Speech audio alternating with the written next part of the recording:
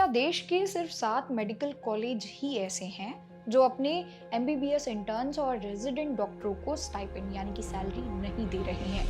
जी हाँ, चौंकिए मत। Supreme court में चल रही एक बड़ी सुनवाई के दौरान नेशनल मेडिकल कमीशन यानी कि एनएमसी ने कुछ ऐसा ही दावा किया है। एक तरफ जहां देश भर से ऐसी रिपोर्ट्स आती रही हैं कि हजारों जूनियर डॉक्टरों को या तो स्टाइपेंड मिलता ही नहीं या बहुत कम मिलता है, वहीं दूसरी तरफ एनएमसी का कहना है कि पूरे देश में सिर्फ 7 कॉलेज डिफॉल्टर हैं।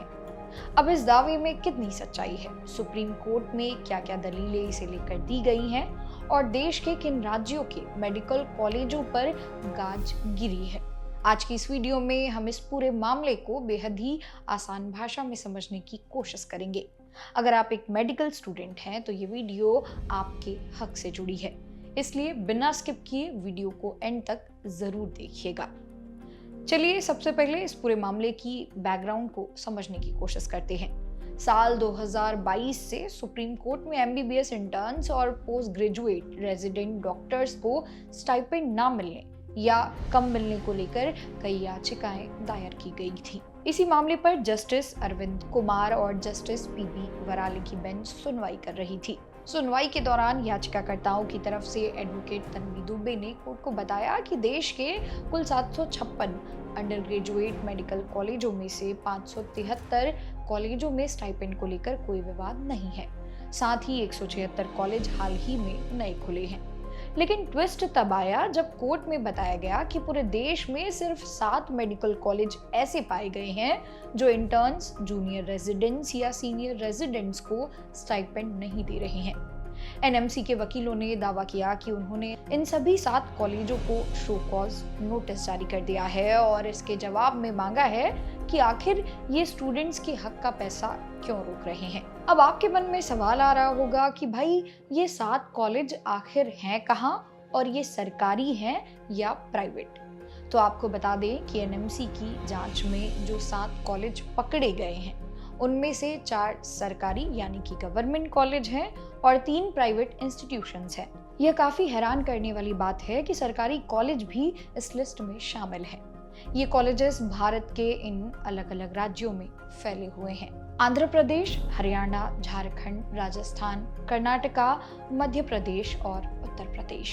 इन कॉलेजों की सबसे बड़ी गलती ये थी कि जुलाई 2025 में एनएमसी ने एक सख्त गाइडलाइन जारी की थी। इसके मुताबिक हर मेडिकल कॉलेज को अपनी वेबसाइट पर पब्लिकली यह डालना था कि वो अपने इंटर्न्स और पीजी रेजिडेंट्स को कितना स्टाइपेंड दे रहे हैं। लेकिन इन 7 कॉलेजों ने बार बार याद दिलाने के बाद भी ये जानकारी छिपाई, जो कि नेशनल मेडिकल कमीशन एक्ट 2019 और पीजीएमईआर 2023 के नियमों का सीधा उल्लंघन है। अब यहाँ पर एक बहुत बड़ा विरोधाभास यानी कि कॉन्ट्रडिक्शन है। एक तरफ जहां एनएमसी सिर्फ 7 कॉलेजों की बात कर रहा है, वहीं दूसरी तरफ डॉक्टरों और स्टूडेंट्स का पक्ष रखने वाली याचिकाओं में एक बेहद डरावना दावा किया गया है। याचिका में आरोप लगाया गया है कि देश के लगभग 70% मेडिकल कॉलेज या तो अपने एमबीबीएस इंटर्न्स को स्टाइपेंड देते ही नहीं है या फिर तय नियमों से बहुत कम पैसे देते हैं। उदाहरण के तौर पर दिल्ली के army college of medical sciences यानी कि एसीएमएस का नाम भी सामने आया है, जहां एक पूरे बैच के करीब 100 इंटर्न्स को कोई भी स्टाइपेंड नहीं दिया जा रहा था।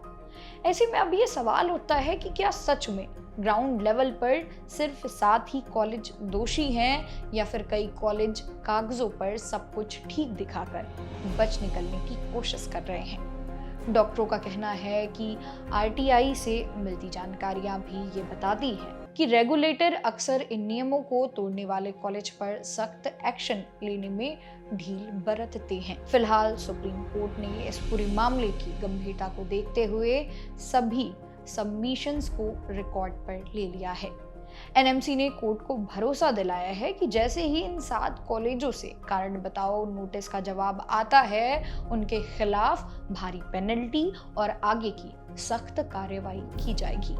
सुप्रीम कोर्ट ने अब इस बेहद जरूरी और संवेदनशील मामले की अंतिम बहस यानी कि फाइनल आर्ग्यूमेंट के लिए अगस्त का महीना तय किया है। यानी अगस्त में होने वाली सुनवाई में ये साफ हो जाएगा कि कोर्ट इन कॉलेजों को क्या सजा देता है और बाकी कॉलेजों के लिए क्या नई और सख्त गाइडलाइन जारी की जाती है। तो दोस्तों, क्या आपको भी लगता है कि सिर्फ 7 मेडिकल कॉलेज ही स्टाइपेंड नहीं दे रहे हैं, या आपके हिसाब से हकीकत कुछ और है?